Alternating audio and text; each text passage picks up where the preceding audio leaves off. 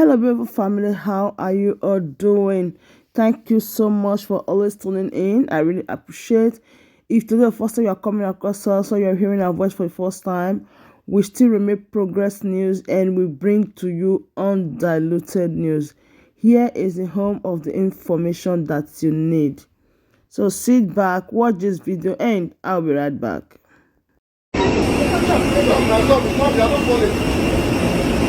After this election, I just realized that we are in a country of no country. INEC ntọ Nigeria ntọ election mmịọ. Anybody when they come and see a new president, ooh.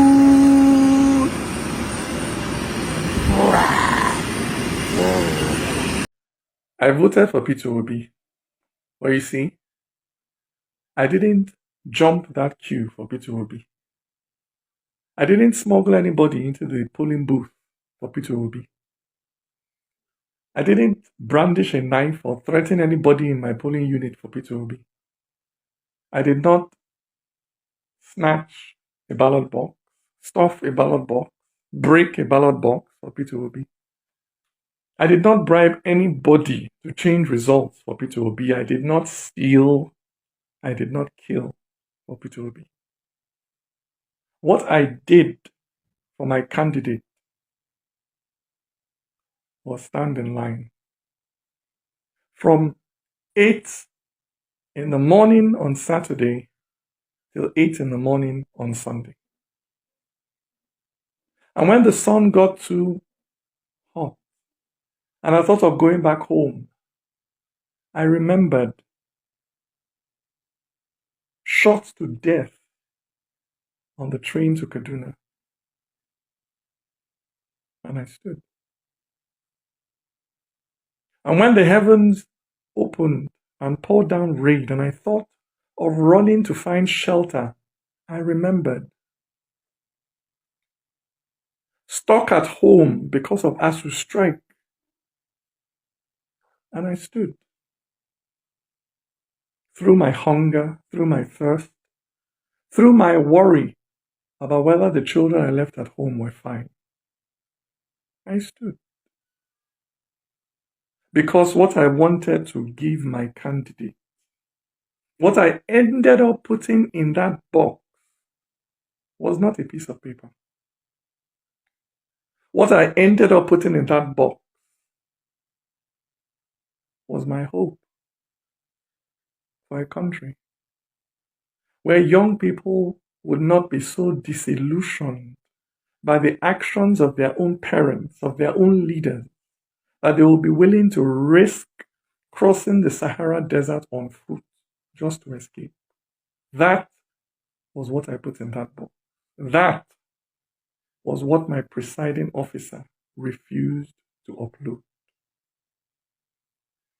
The future of that young boy who stood with me, who stood with us through the night, counting those votes.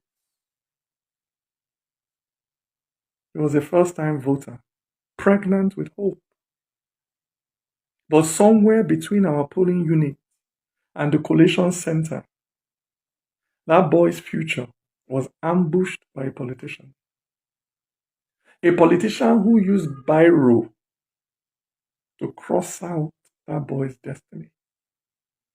A politician who found where that boy had written hope and wrote over it new words, hopeless. Yes. It is a terrible thing, I tell you, when a Nigerian is kidnapped on their way to Zamfara or Makurdi or Enugu. But it is infinitely worse when Nigeria herself is kidnapped on the way to the collation center. My brother, my sister, it is not Nigeria that has her foot on your neck. It is not the Fulani or the Igbo, the Christian or the Muslim that has wrapped their finger around your neck and is squeezing the civic life out of you. It is not Yoruba people who don't give a damn whether you eat, whether you have a decent house to sleep in, whether you're able to find a job 5 years after graduating. It is not North or South that spends 8 years to build one bridge or to fix one pothole in the middle of the road. I tell you, my brother, my sister, it is that politician who is willing to kill, who is willing to steal to stay in office. That is your enemy.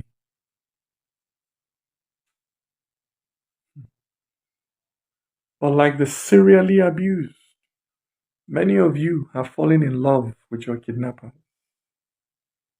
and you admire the swagger of those who steal destiny. You admire the confidence of those who use the future of the Almajiri to fuel their cars. But not me. Me, I would rather be a gate man in heaven than a king in hell.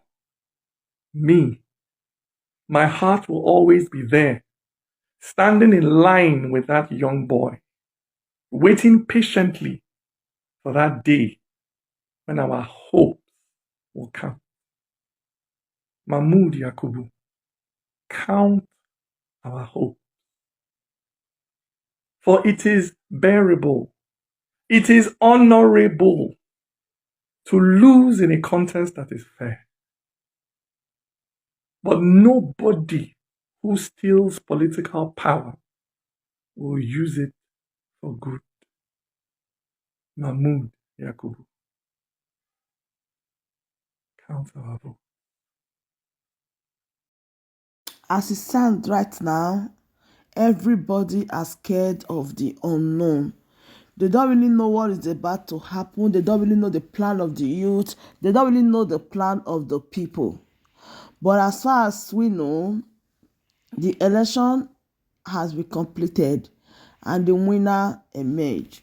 So, any other planning you are not planning, I don't really think that is necessary, because I and you know that in that particular country, everything is possible. So there is no way you want to try and go to court. There's no way you want to try and go and protest. Believe me, it won't take 2 days. People will fall back to what they are doing before. So thank you so much everyone for listening. Thank you for watching. Please do well to share this video, like and subscribe. Thank you so much. As I keep giving you all the latest updates from me to you from here, I said bye.